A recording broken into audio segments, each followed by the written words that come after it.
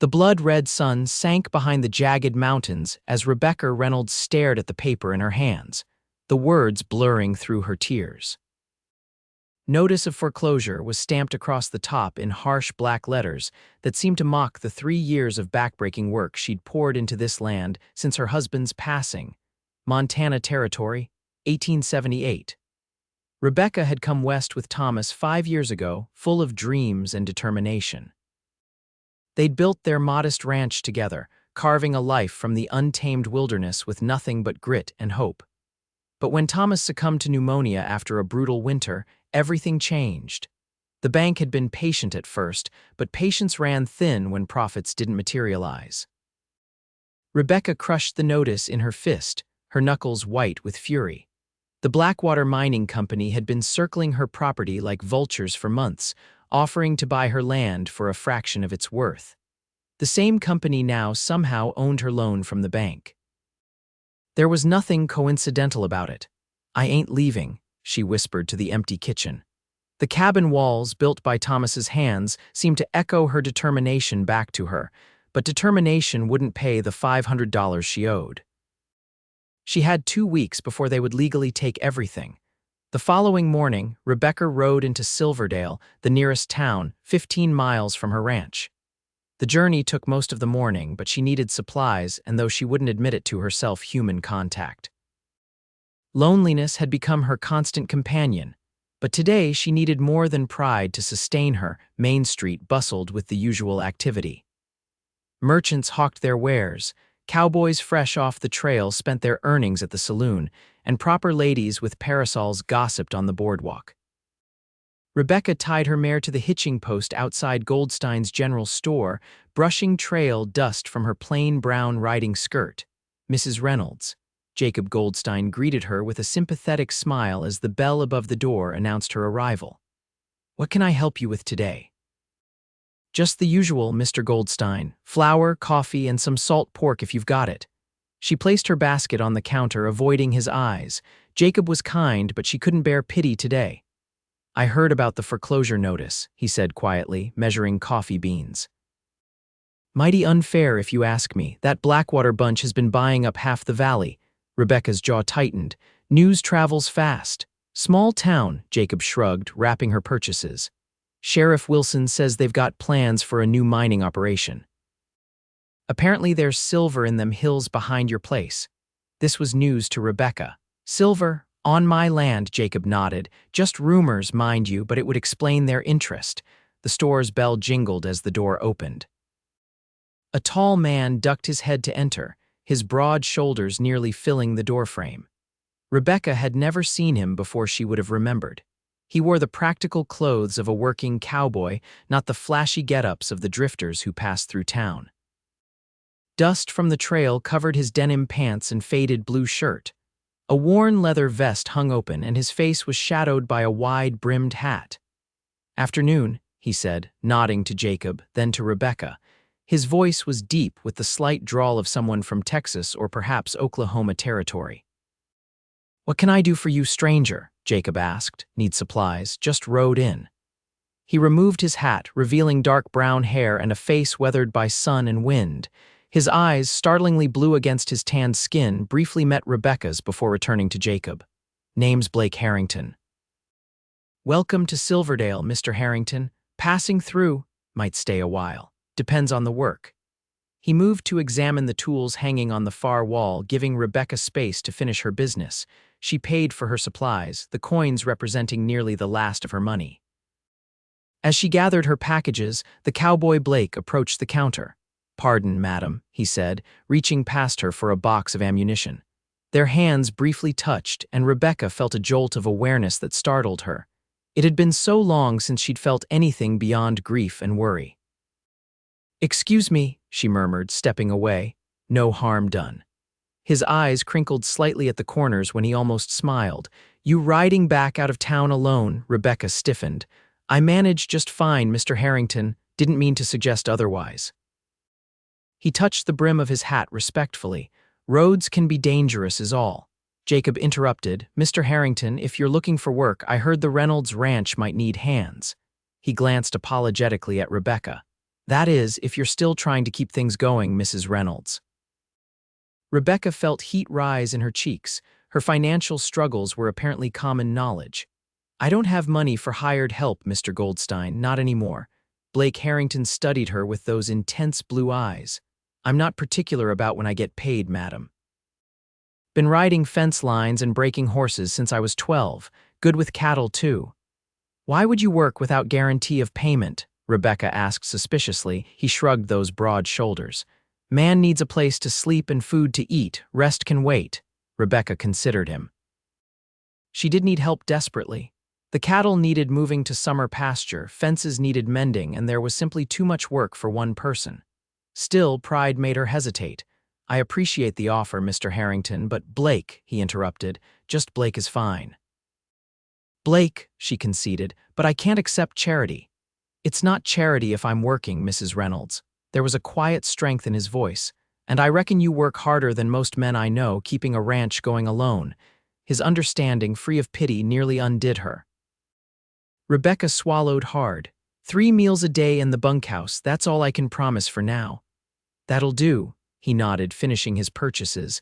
I've got my horse outside. I can follow you back when you're ready. An hour later, they rode side by side away from town, Rebecca's packages secured behind her saddle. She couldn't help stealing glances at her new hired hand. Blake Harrington sat easy in the saddle, like a man born to it. His horse, a powerful chestnut gelding, moved with the fluid grace of a well-trained mount. What brings you to Montana territory? She finally asked, breaking the silence. Blake adjusted his hat against the afternoon sun. Been working my way north from Texas. Drove cattle on the goodnight-loving trail for a few years, then spent some time in Wyoming. You're a long way from Texas. A shadow crossed his face. Some places you can't go back to. Rebecca understood that all too well. She'd left her own past behind in Pennsylvania parents who disowned her for marrying Thomas, a respectable life she'd traded for love and adventure. The ranch isn't much, she warned as they crested a hill overlooking her land. Below them stretched the valley, her cabin and outbuildings nestled against the protective curve of the mountains. A stream cut through the property, feeding the lush grass of the lower meadows where her small herd of cattle grazed. Looks like good land, Blake observed. Water, grass, natural boundaries, your husband chose well. We chose together, Rebecca corrected gently. Thomas and I built everything you see, Blake nodded, respect evident in his expression. Then you chose well, Mrs. Reynolds. Rebecca, she offered. If they were to work together, formality seemed pointless. Rebecca, he repeated, the name sounding different in his deep voice. They rode the rest of the way in companionable silence. As they approached the ranch, Rebecca pointed out the bunkhouse, a small but sturdy structure that had once housed 3 ranch hands in better times. It's been empty a while, she apologized as they dismounted, but there's a good stove and clean bedding. I've slept under the stars with my saddle for a pillow plenty of times, Blake said. This is luxury. Rebecca showed him to the barn where he could stable his horse, then left him to settle in while she put away her supplies. Inside the cabin, she leaned against the door, suddenly overwhelmed by the presence of another person on her property. For so long, she'd carried everything alone. Having help, especially male help, felt strange. Through the window, she watched Blake lead his horse to the corral, his movements efficient and purposeful. There was something solid about him, dependable. Of course, she'd thought the same about the last hand she'd hired, who'd stolen 2 horses and disappeared after a week. She would be cautious, grateful for the help but cautious. Over a simple supper of beans, biscuits, and coffee, Rebecca explained her situation more fully. The bank's given me 2 weeks before they foreclose. Blackwater Mining Company owns the note now, $500. She poked at her beans. Might as well be $5,000. I've got about $50 to my name. Blake listened quietly, his expression thoughtful. And you say there might be silver on your land. According to town gossip, I've never seen any sign of it, but I haven't been looking either. She sighed. Not that it matters. Even if there is silver, I don't have the means to mine it. Mind if I ask how much land we're talking about? 240 acres. most of it grazing land but about 60 acres of good soil for crops. The stream never runs dry, even in August. Pride crept into her voice. Thomas and I worked every inch of it. Blake set down his coffee cup. $500 for 240 acres is robbery, especially if there's silver. That land's worth 10 times that amount. I know, Rebecca's hands clenched, but what can I do? The law's on their side now. The law isn't always justice, Blake said quietly. Something in his tone made Rebecca look up sharply. There was a hardness in his eyes that hadn't been there before. Do you have family who could help? He asked. Rebecca shook her head. My parents cut ties when I married Thomas. He was beneath my station, according to them. She gave a bitter laugh. A Pennsylvania coal miner's daughter, too good for a man with dreams of the West. Their loss, Blake said simply. The unexpected kindness in those two words nearly broke her composure. Rebecca stood abruptly, gathering the dishes. It's getting late. You must be tired from the trail. Blake took the hint and rose. I'll start at first light, checking fences, any particular areas that need attention. The north pasture has weak spots, and the cattle need moving to higher ground soon. She hesitated. Thank you for the help. He nodded, placing his hat back on his head. Good night, Rebecca. After he left, Rebecca washed the dishes, her mind whirling, 2 weeks to raise an impossible sum.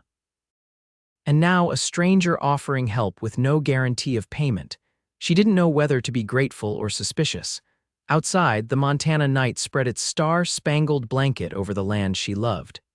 Rebecca stepped onto her porch, breathing in the scent of pine and sage.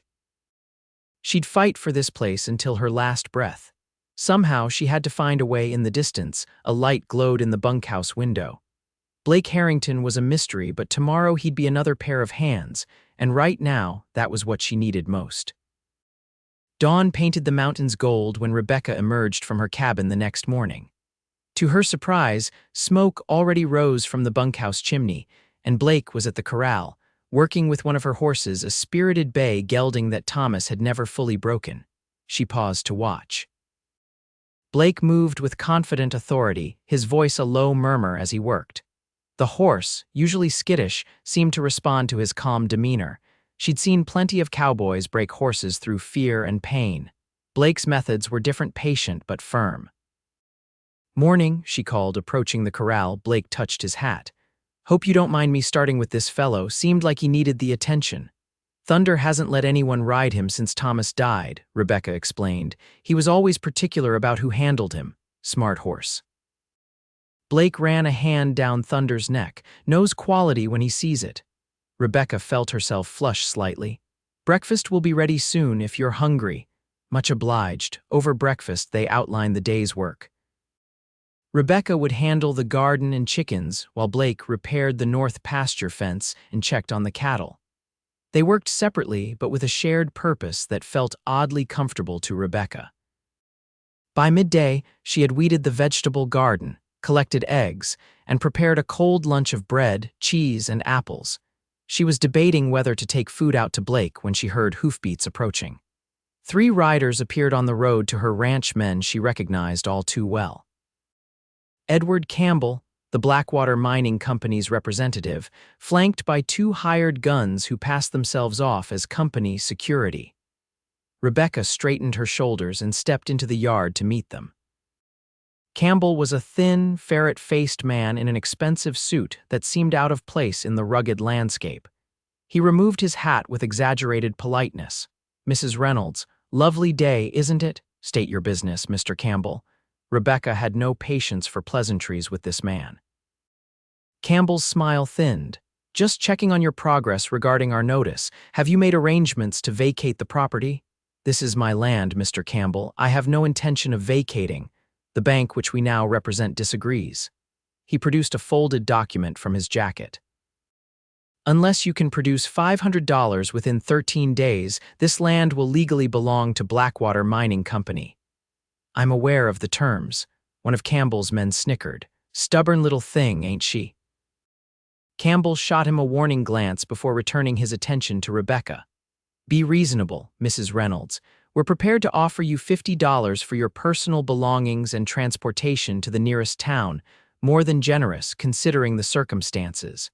Rebecca's anger flared. $50. You want to steal my land and offer me pocket change for my trouble. The land will be legally acquired, Campbell corrected smoothly.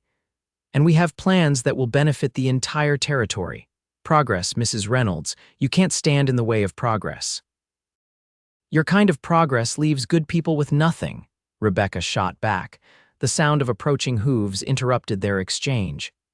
Blake rode into the yard, his expression carefully neutral as he assessed the situation. He dismounted casually, but Rebecca noticed how he positioned himself slightly between her and the visitors. "Everything all right here?" he asked, his voice deceptively mild. Campbell looked irritated at the interruption. "This is a private business matter, Blake Harrington," Blake introduced himself, extending his hand. "Ranch foreman." The lie surprised Rebecca, but she kept her face impassive. Campbell reluctantly shook Blake's hand. "Edward Campbell, Blackwater Mining Company." "These are my associates, Mr. Jones and Mr. Peterson." Neither of the hired guns offered their hands. "As I was explaining to Mrs. Reynolds, the company now holds the note on this property. She has 13 days to settle the debt or vacate." Blake's expression remained unreadable. 13 days is plenty of time. You didn't need to ride all this way to remind us. Campbell's eyes narrowed at the word us. "I wasn't aware Mrs. Reynolds had hired help, rather a financial extravagance given her situation." "Managing 240 acres isn't a one-person job," Blake replied evenly, "especially when that land's about to turn a profit." Rebecca gave him a sharp look. What was he doing? Campbell's interest sharpened. "Turn a profit, how exactly?" Blake shrugged. "We've got 60 head of prime beef cattle ready for market, planning to drive them to Helena next week." This was news to Rebecca. Her small herd numbered barely 30 and none were ready for market. Campbell looked skeptical. "Even if that were true, cattle prices won't bring in $500. "Maybe not," Blake agreed, "but it'll be a sizable down payment. The bank might extend the terms for the rest." "Blackwater Mining Company isn't interested in payment plans," Campbell said stiffly. "We require the full amount." "Then you'll have it," Blake assured him. "One way or another." The confidence in his voice almost convinced Rebecca herself. Campbell studied Blake with new wariness. "We'll return on the appointed date," he finally said. "I suggest you have the money ready or your belongings packed." He replaced his hat. "Good day, Mrs. Reynolds, Mr. Harrington." The three men mounted and rode off. Once they were out of earshot, Rebecca rounded on Blake. 60 head of cattle, ready for market. What kind of tall tale was that? Blake remained calm. "Bought us time, didn't it?" "Time for what?" "To dream up more impossible solutions." She threw up her hands in frustration. "You can't conjure cattle from thin air, and you certainly can't conjure $500. "No," Blake agreed, "but I can help you find another way." "What other way? I've thought of everything." The fight suddenly drained out of her. "Maybe I should take their $50 and start over somewhere else." "Is that what Thomas would want?" Blake asked quietly. "For you to give up everything you built together?" The mention of her husband stung. "Thomas is dead. What he would want doesn't matter anymore." "I think it does, to you." Blake's blue eyes held her steadily. "They took your land when he died, Rebecca. I'm saying we take it back." The determination in his voice kindled something inside her, a spark of the fighting spirit that had brought her west in the first place. "How?" she asked simply. "First, we need to know exactly what we're dealing with." Blake gestured toward the mountains behind her property. "If there really is silver up there, that changes everything. Even if there is, we don't have equipment or knowledge to mine it. No, but we have proof of its existence, we have leverage." Blake removed his hat, running a hand through his hair. "Tomorrow, I'll ride into those mountains and see what I can find." Rebecca studied him, this man who'd appeared from nowhere and now spoke of saving her ranch as if it were his own mission. "Why are you doing this, Blake? You rode into town yesterday. You don't know me or owe me anything." Blake was quiet for a long moment.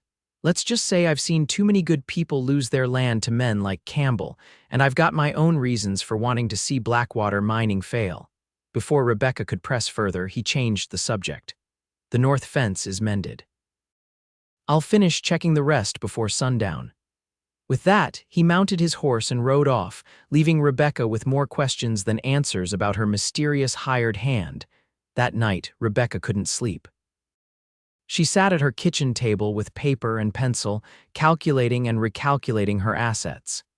Even if she sold every chicken, every tool, every stick of furniture, she wouldn't come close to $500. The cattle were her only substantial asset, and Blake had been right at current prices. Even 30 head wouldn't bring enough. A knock at her door startled her. Blake stood on her porch holding a lantern. "Sorry to disturb you so late," he said, noting her surprised expression. "Saw your light was still on." Rebecca invited him in. She gestured at the papers covered with figures. Blake glanced at her calculations. "May I?" At her nod, he sat across from her, studying the numbers. "You're not accounting for potential silver deposits."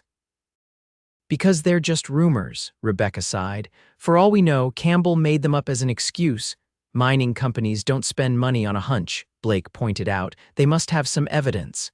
He traced the outline of her property on a rough map. "Where's your water source?" "The stream starts up in those hills, runs down through the north end of the property." Blake nodded thoughtfully.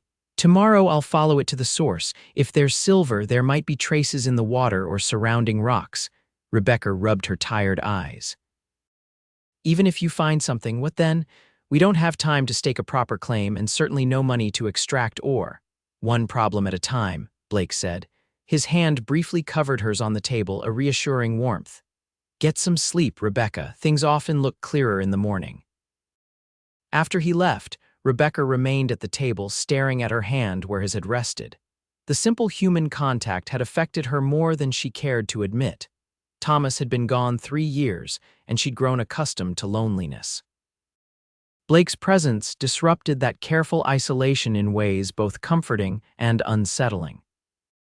She finally retired to bed, but her dreams were troubled images of Campbell taking her land, of Thomas's grave on the hill behind the house, and of Blake Harrington riding away once he realized how hopeless her situation truly was.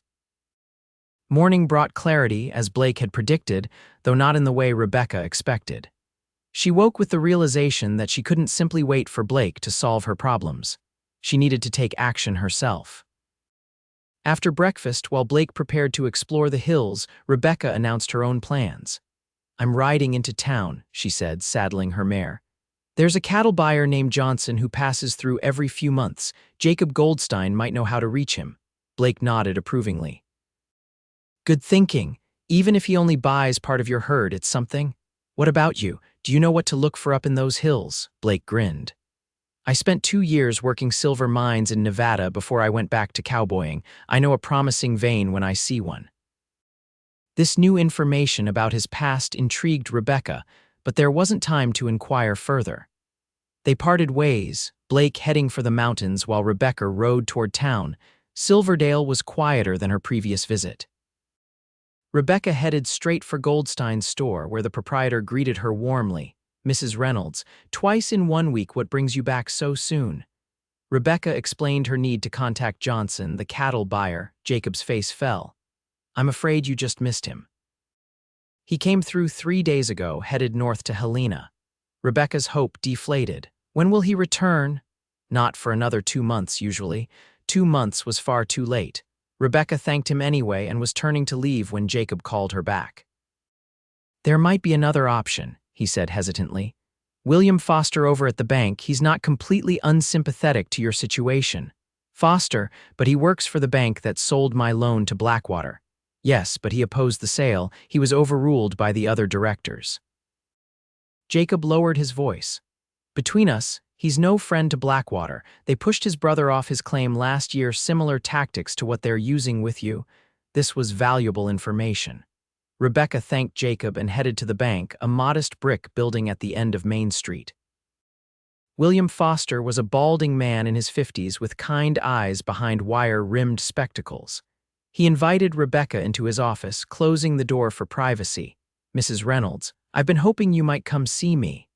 Mr. Goldstein suggested you might be understanding about my situation." Foster sighed heavily. "I want to be clear, I'm deeply sorry about the sale of your loan. I fought against it, but I was outvoted." "I appreciate that," Rebecca said, "but what I need now is a solution, not sympathy." Foster leaned forward. "Blackwater Mining is systematically acquiring land throughout this valley.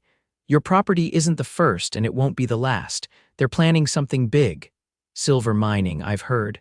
Not just mining. They're planning to divert the entire watershed to support large-scale operations. If they succeed, every independent rancher and farmer for 50 miles will be at their mercy for water rights. Rebecca felt a chill. Water was life in the West. Control the water, control everything. Can they do that legally, with enough land and enough money? Yes. Foster removed his spectacles, polishing them nervously, which is why some of us are trying to stop them. Some of us, a group of local landowners and businesspeople concerned about Blackwater's growing influence. Foster replaced his glasses. We've been pooling resources to help people in your situation, but we're stretched thin. Hope flickered in Rebecca's chest. Are you saying you might be able to help me raise the money? Not all of it, Foster admitted, but perhaps a portion if you can manage the rest. He hesitated. There's something else you should know. Campbell offered $500 for your land because he's in a hurry. The company's schedule requires them to begin construction within the month. Construction of what? A dam on your property? Foster produced a map from his desk drawer. Your land sits at a crucial juncture. The stream that runs through it is fed by multiple sources higher in the mountains. Dam it here. He pointed to a spot where the stream narrowed between rocky outcroppings, and they control water flow to the entire eastern valley. Rebecca studied the map, her mind racing. So my land is worth more than they're offering. Much more, Foster confirmed, but they're counting on your desperation.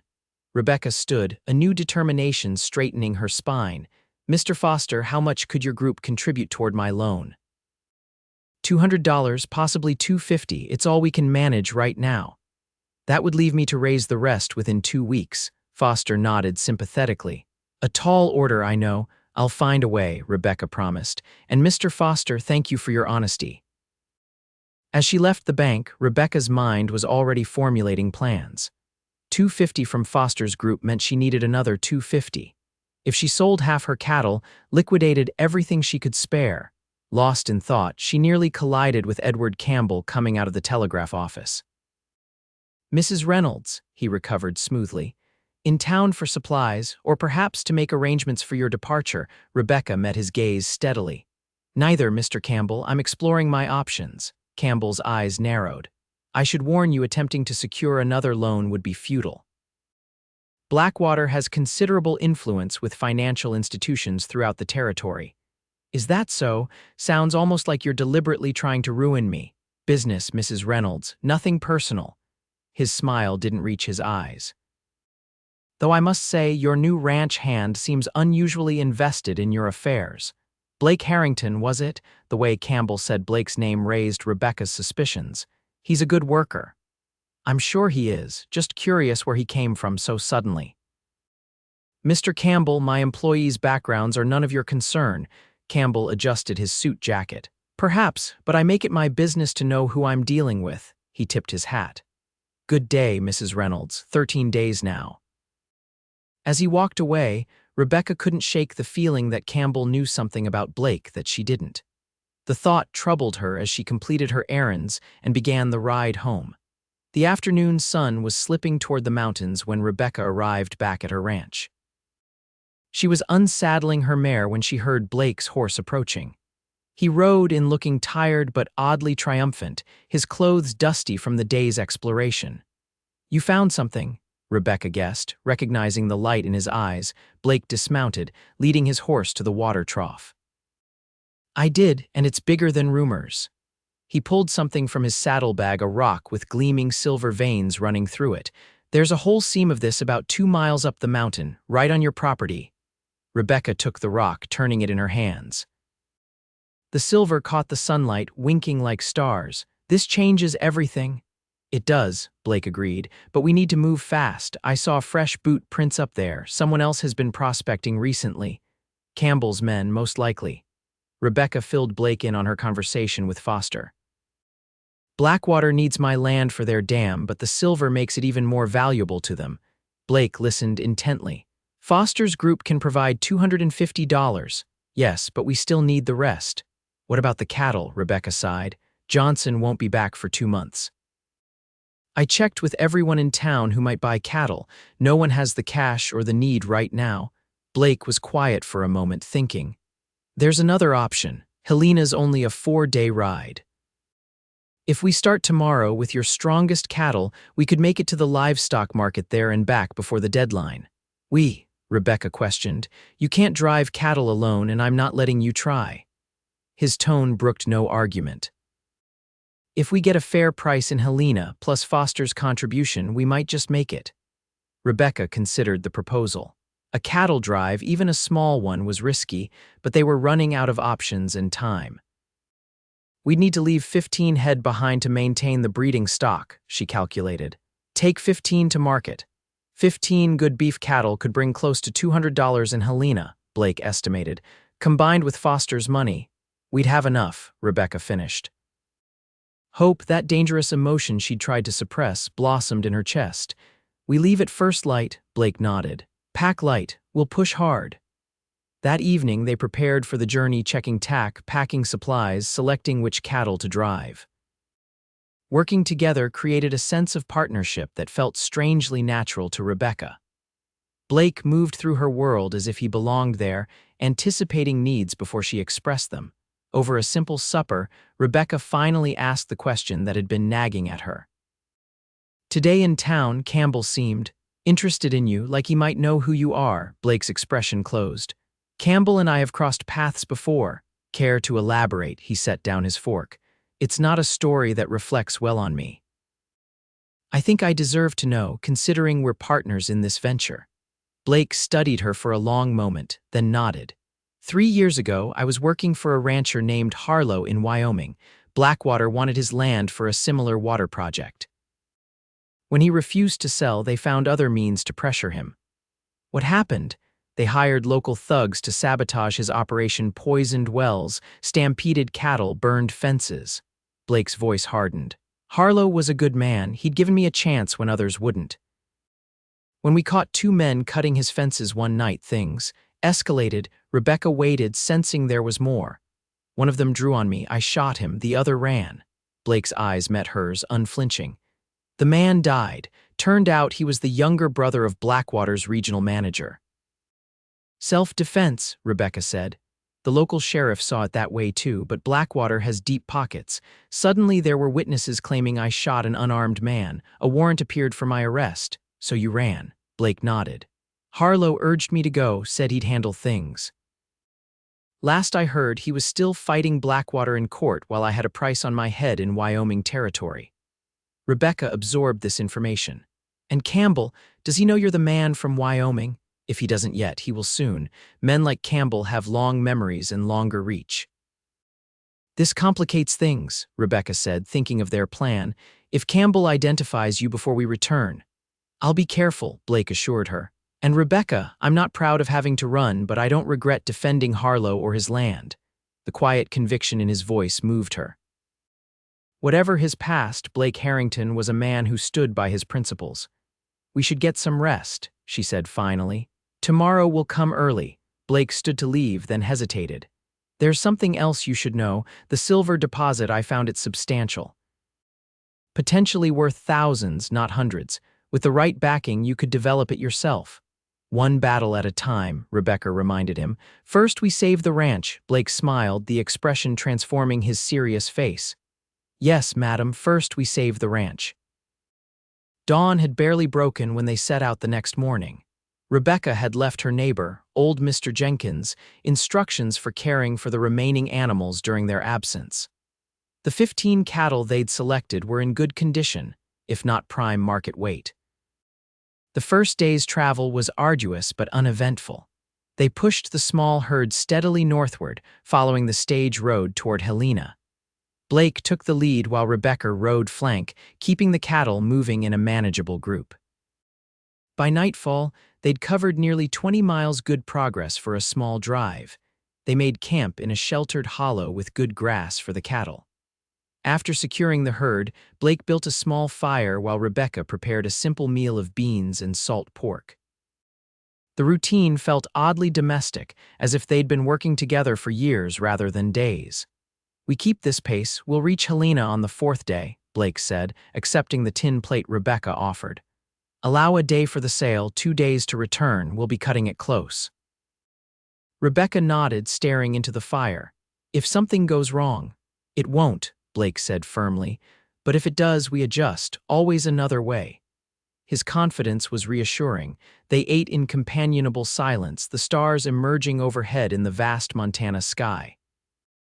Rebecca found herself studying Blake in the firelight, the strong line of his jaw, the way his hands moved with certainty, whether handling cattle or cooking over an open flame. You're good at this, she observed. The cattle, the trail, you've done it before, Blake smiled slightly. Many times. Drove herds from Texas to Kansas, Wyoming to Montana, something peaceful about it despite the hard work. Is that why you became a cowboy? For the peace? His laugh was unexpected. Hardly. Became a cowboy because I was 16 and hungry, stayed one because. He seemed to search for the right words, because out here a man is measured by what he can do, not who his family was or where he came from. Rebecca understood that sentiment all too well. The West is good for reinvention. Speaking from experience, Blake asked. She nodded. In Pennsylvania, I was Andrew Blackwell's rebellious daughter who married beneath her station. Here, I'm just Rebecca Reynolds, rancher. Suits you better, Blake said. The West, freedom?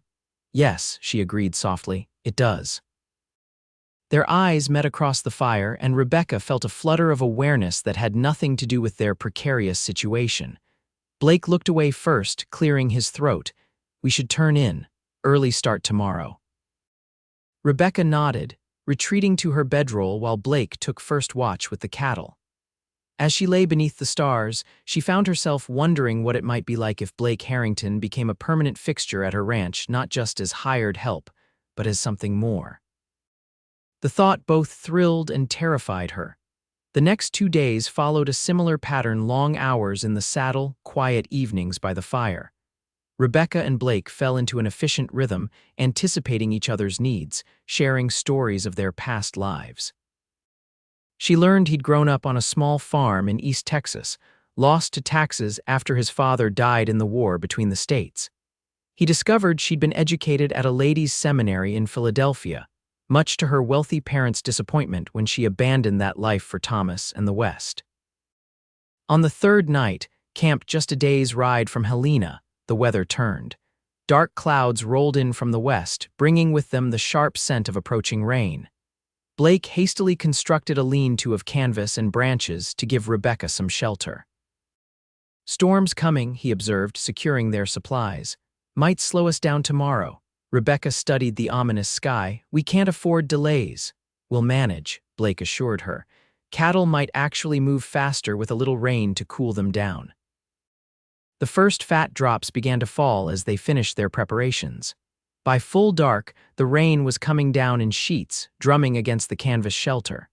Blake joined Rebecca beneath the lean-to, both of them pressed close in the small, dry space. Sorry for the tight quarters, he apologized, water dripping from his hat as he removed it. Better than being soaked, Rebecca replied, acutely aware of his proximity. Their shoulders touched, sending a warmth through her that had nothing to do with the small fire sputtering at the edge of their shelter. Thunder rolled across the sky, followed by a brilliant flash of lightning. The cattle shifted nervously in the darkness. Should we check on them? Rebecca asked. Blake shook his head. They're bunched together near those trees. Best leave them be unless they start to scatter. He glanced at her concerned face. I'll keep watch from here. You should try to get some sleep. Rebecca nodded, settling onto her bedroll, but sleep eluded her. The storm's intensity increased, wind driving the rain sideways at times. More concerning were the occasional spooked noises from the cattle. They're getting restless, she observed after a particularly loud thunderclap sent the animals shuffling. Blake nodded grimly. Storms make cattle nervous. If lightning strikes too close. He didn't need to finish the thought. A stampeding herd, even a small one, could scatter for miles. They could lose days rounding them up, days they didn't have. Another flash illuminated the landscape, followed almost immediately by a deafening crack of thunder. The cattle bellowed in panic. They're breaking. Blake was on his feet instantly. Stay here, not a chance, Rebecca countered, grabbing her hat. Together they plunged into the rain-soaked night. The scene was chaos. The cattle had indeed broken from their loose night herd, running blindly in the storm. Blake whistled for his horse while Rebecca located her mare. They mounted quickly, pursuing the frightened animals. Rain lashed Rebecca's face as she rode, following the sound of hooves and panicked lowing. Lightning flashes provided brief, disorienting glimpses of scattered cattle. She managed to turn 2 steers, herding them back toward their original position, before continuing after the others. Through the deluge, she could occasionally make out Blake's shape, working the far side of the scattered herd. His skill was evident even in these terrible conditions, anticipating where animals would run, cutting them off, steadily gathering them back together. It took nearly 2 hours of exhausting, dangerous work before they had all 15 head contained again. By then, both Rebecca and Blake were soaked to the skin and mud splattered. "That's the last of them," Blake confirmed, riding up beside her. "You all right?" Rebecca nodded, too tired for words. Her clothes clung to her body, her hair plastered to her face beneath her sodden hat. She was chilled to the bone, muscles aching from the intense effort. They returned to their camp, finding the lean-to partially collapsed from the wind. Blake quickly repaired it, creating enough shelter for Rebecca to change into her spare clothes behind the minimal privacy of a blanket. He gallantly turned his back, tending the fire he somehow managed to revive. "Here," he said when she emerged, offering her his relatively dry coat. "You're shivering." "What about you?" Rebecca protested even as she gratefully accepted the warmth. "I've weathered worse," he assured her, though she could see he was cold himself, his wet shirt clinging to the muscled contours of his chest and shoulders. Rebecca insisted he take shelter beside her, arguing practically that they both needed to be functional for tomorrow's final push to Helena.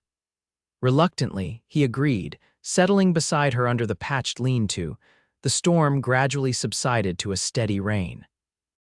In the strange intimacy of their shelter, Rebecca found herself studying Blake's profile in the flickering firelight. A cut on his cheek, probably from a branch in their wild chase, had left a thin trail of blood. Without thinking, she reached out, touching the small wound. "You're hurt." Blake went still at her touch, his eyes meeting hers with an intensity that stole her breath. "It's nothing." Her hand remained on his face, no longer tending the cut but simply feeling the warmth of his skin beneath her fingers. Neither moved for a long moment. "Rebecca," Blake said softly, her name a question and a warning combined. She didn't withdraw her hand. Instead, she leaned forward, closing the small distance between them. Their lips met in a tentative kiss that quickly deepened as Blake's initial surprise gave way to response. His arms encircled her, pulling her closer as the kiss transformed into something hungry and needing. When they finally broke apart, both were breathing hard. Blake rested his forehead against hers, his voice rough with emotion. "I shouldn't have done that." "We both did it," Rebecca corrected gently, "and I'm not sorry." Blake brushed a strand of damp hair from her face. "You should be. I'm not the kind of man you need, Rebecca. I've got nothing to offer but trouble. I think I can decide what I need for myself." She met his gaze steadily. "And right now, what I need is you." The raw honesty of her words seemed to break something in him. Blake pulled her to him again, his kiss deeper, more urgent. Rebecca responded with equal fervor, 3 years of loneliness dissolving in the heat between them. That night, beneath the makeshift shelter with rain pattering on canvas above, they found solace and passion in each other's arms. For the first time since Thomas's death, Rebecca felt truly alive, her body awakening to sensations she'd thought long forgotten. Blake's touch was both gentle and commanding, his whispered words of admiration washing over her like a healing balm. Afterward, they lay entwined on their combined bedrolls, Blake's fingers tracing idle patterns on her bare shoulder. The rain had finally stopped, leaving behind a freshly washed world and a sky clearing to reveal stars. "We should reach Helena by mid-afternoon tomorrow," Blake murmured, his voice a comfortable rumble against her ear. Rebecca nodded, reality intruding on their brief idyll. "If we get a fair price for the cattle and add Foster's contribution.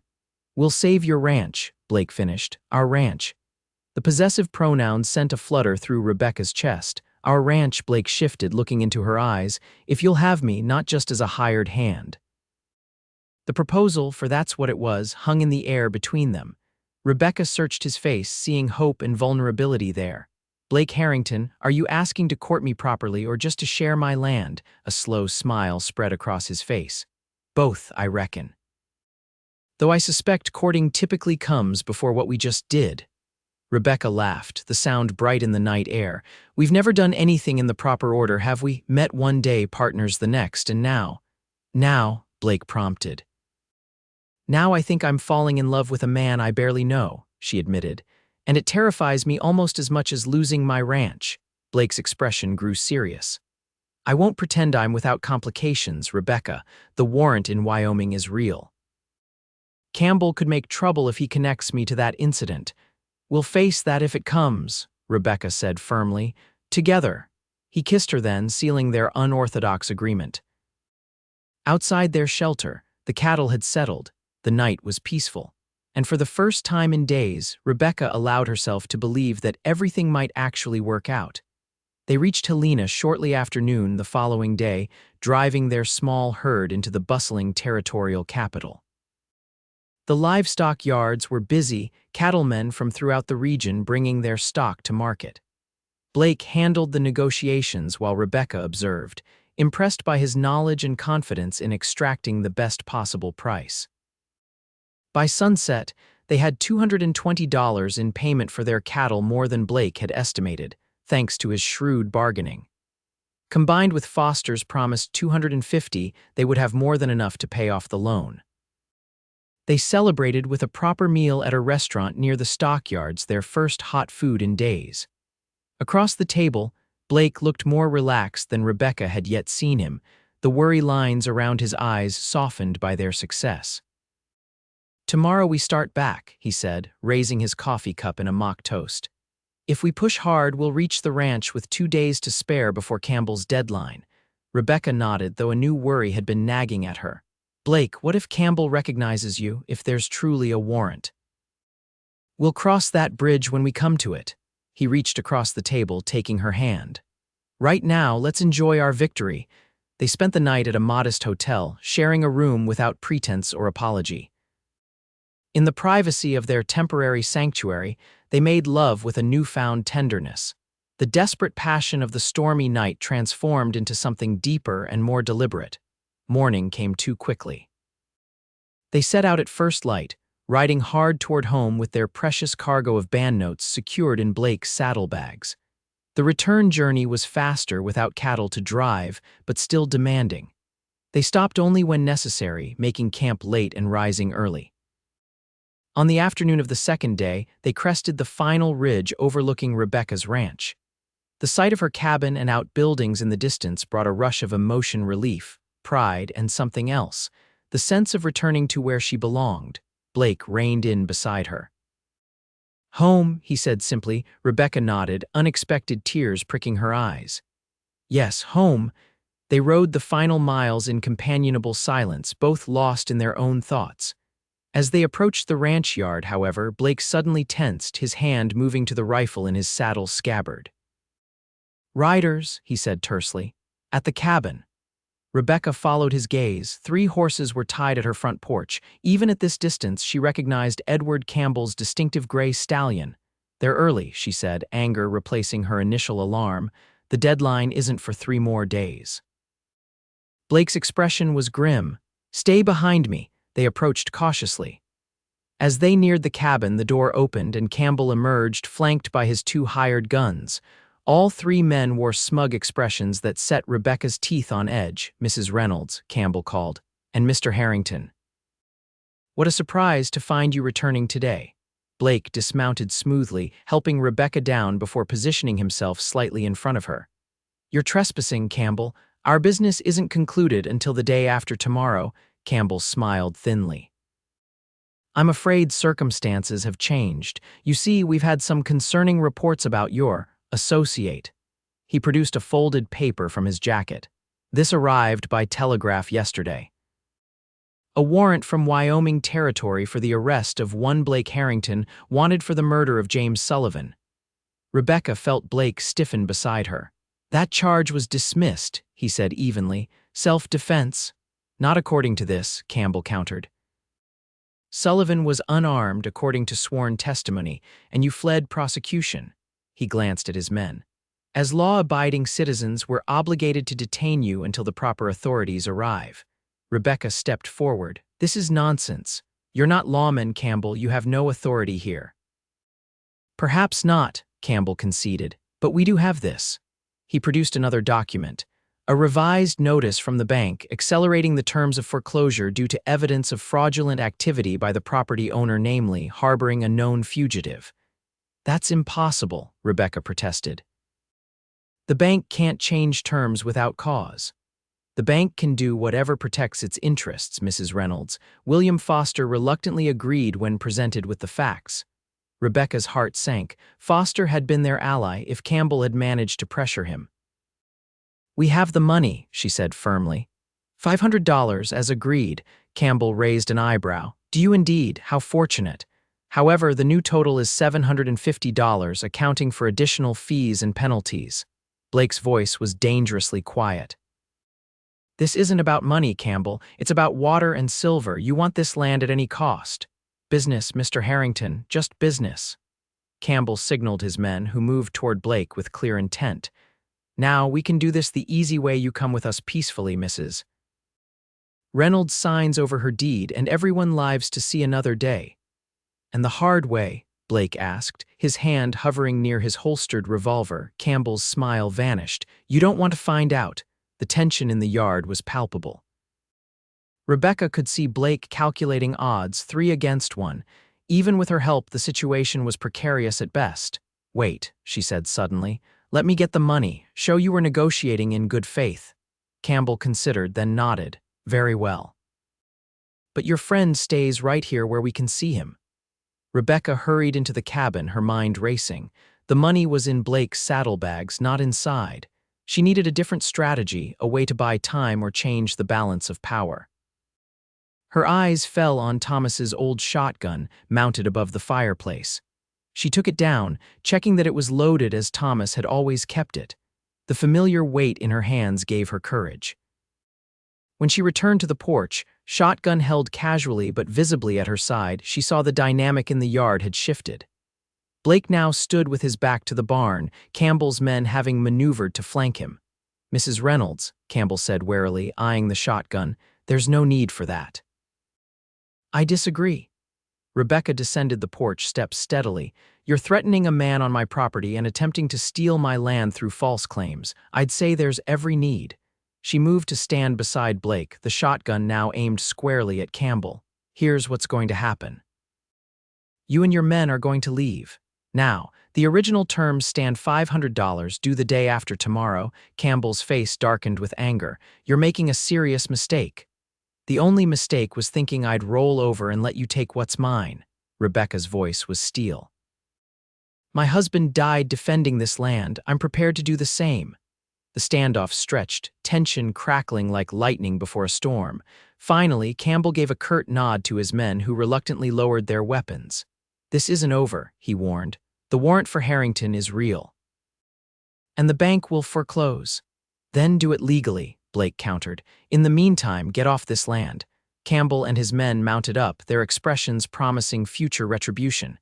As they rode away, Rebecca felt her knees weaken with delayed reaction.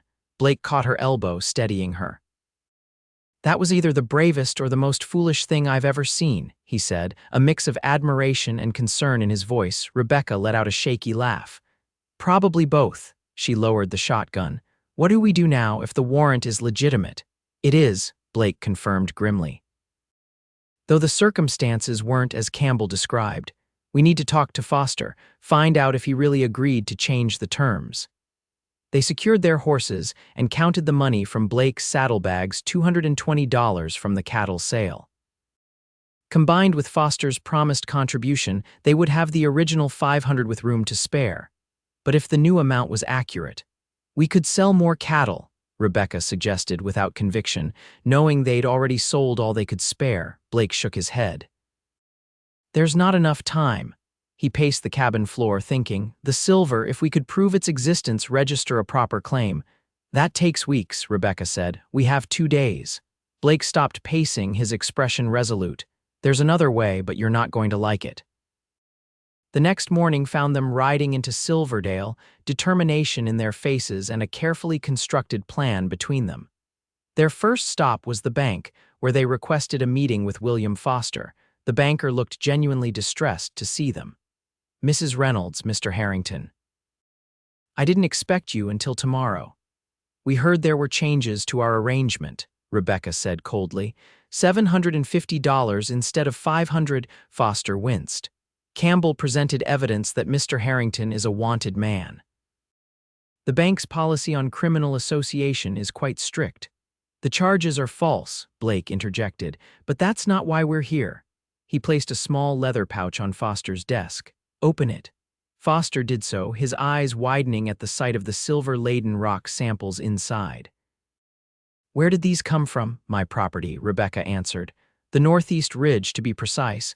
Blake found a substantial vein there 3 days ago." Foster examined the samples with growing excitement. "This is significant high-grade ore, valuable enough to secure a loan against." Blake asked pointedly. Foster hesitated. "Under normal circumstances, absolutely, but with Campbell's influence." "Campbell doesn't own the bank yet," Rebecca reminded him, "and your group was willing to contribute $250 to help me retain my land." "Surely this discovery changes the equation." Foster studied the silver samples again, clearly torn between caution and opportunity. "It would need to be verified, claims filed properly."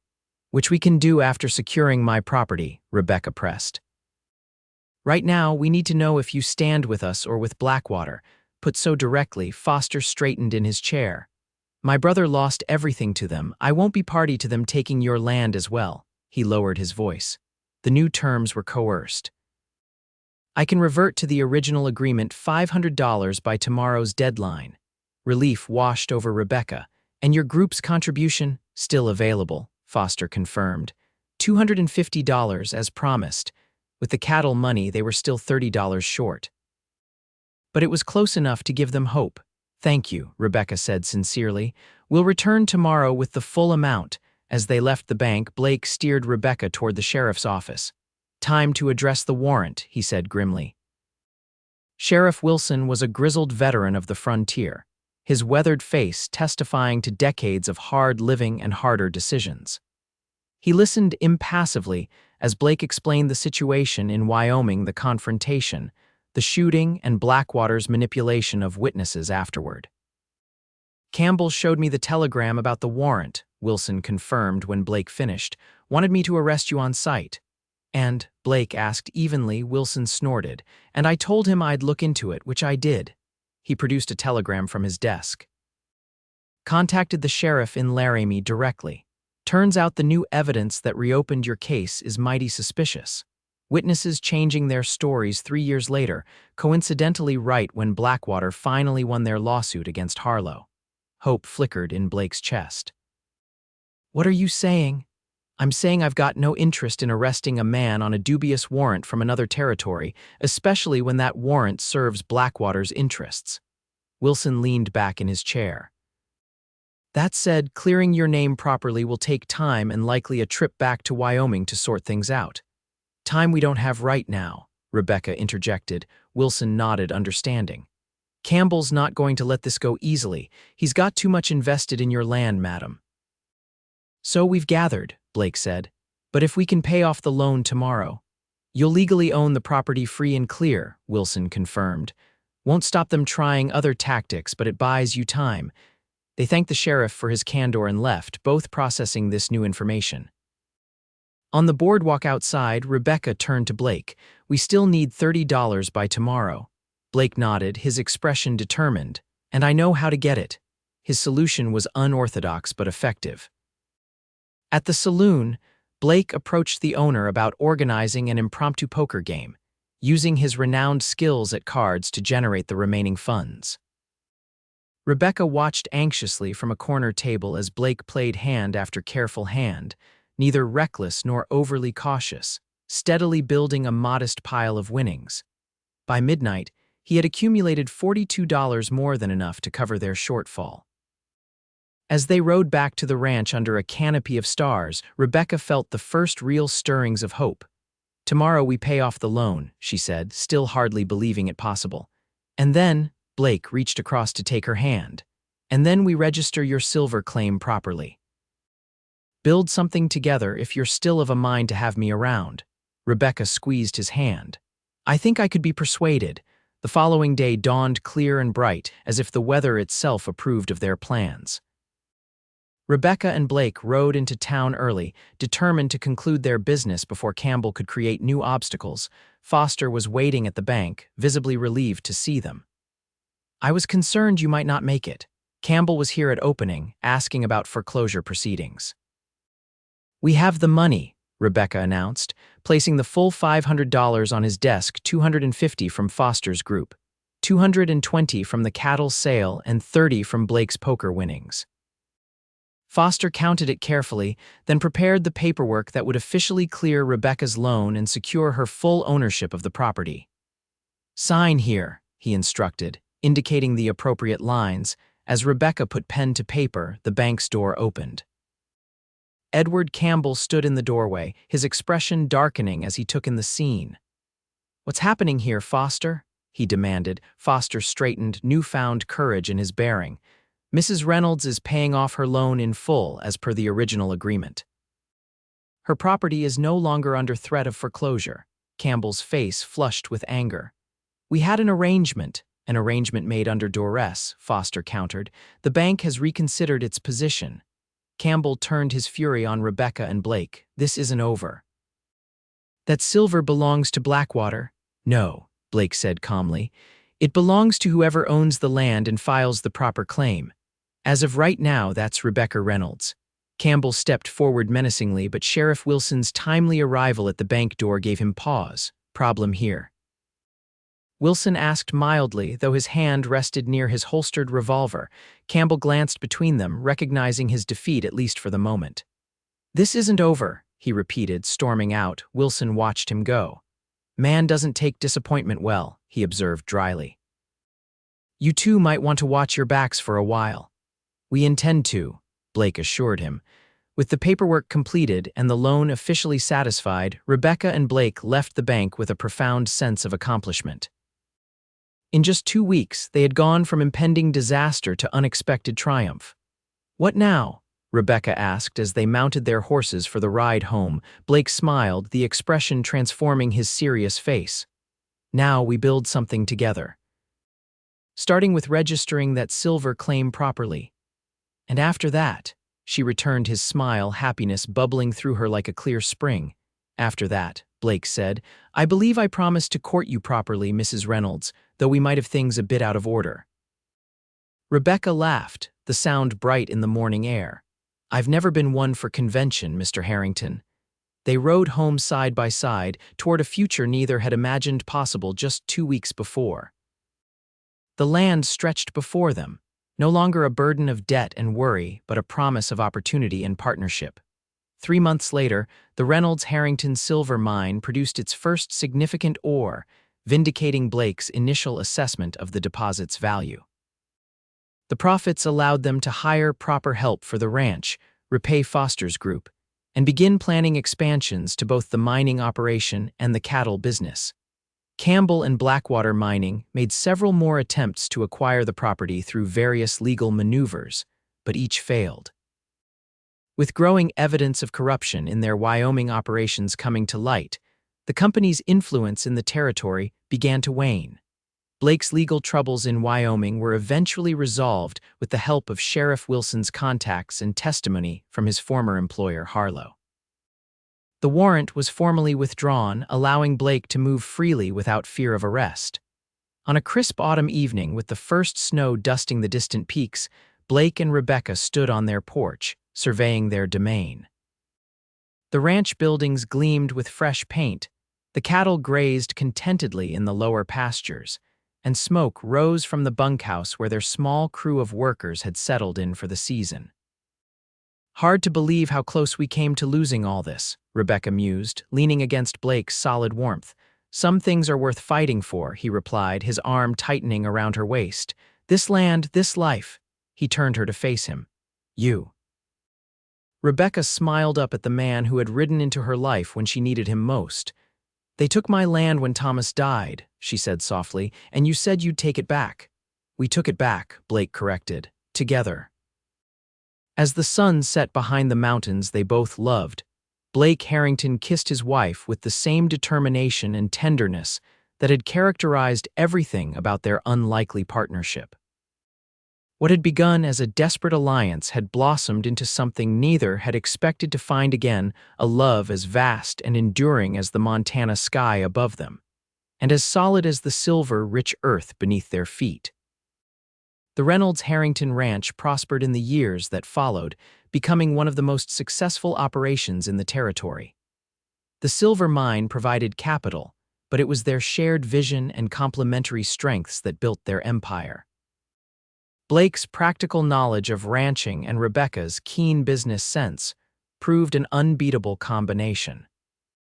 They expanded their holdings, purchasing adjacent properties when they became available, including several that Blackwater was forced to relinquish when the company's financial improprieties came to light. The watershed that Campbell had schemed to control remained free and accessible to all legitimate ranchers and farmers in the valley. Their greatest joy, however, came the following spring when Rebecca gave birth to their first child, a daughter they named Hope, in recognition of what had sustained them through their darkest hours. 2 years later, a son joined their family, Thomas Blake Harrington, named for the two men who had shaped Rebecca's life in profound ways. As their children grew, so did the legacy Blake and Rebecca built together. They became known throughout the territory not only for their successful enterprises, but for their fair dealing and willingness to help others facing circumstances similar to Rebecca's original plight.